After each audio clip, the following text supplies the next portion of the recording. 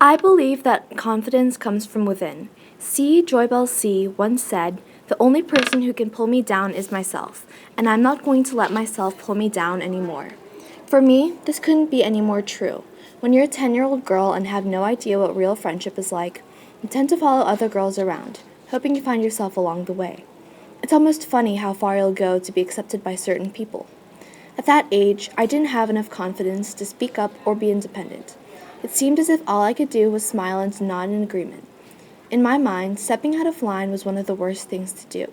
They might decide I wasn't someone that they wanted to be around, and suddenly I'd become a lone wolf.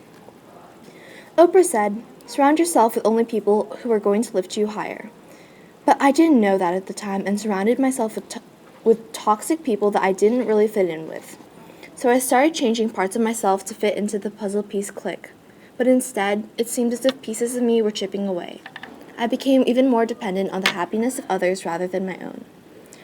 Going into middle school, it was hard regaining that confidence I had lost. I was almost obsessed with how I looked, my grades, and keeping everyone happy. Then one day, I decided enough was enough.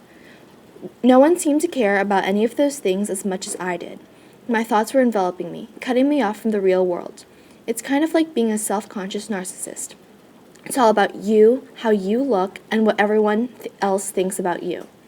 But as Gossip Girl says, sometimes you need to step outside, clear your head, and remind yourself of who you are and where you want to be. And sometimes you have to venture outside your world in order to find yourself. I realized I needed to make changes in my attitude and in how I perceived myself. Pieces of me were falling apart, but at the same time, they were falling into place. It starts with keeping your head up, smiling more, thinking for yourself, and accepting your imperfections. As Tyrion Lannister from the Game of Thrones once stated, "Once you've accepted your flaws, no one can use them against you."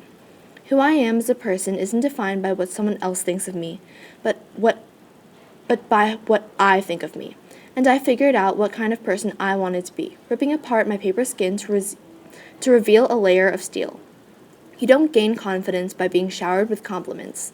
It starts inside. Confidence is gained by believing yourself and your worth. This I believe.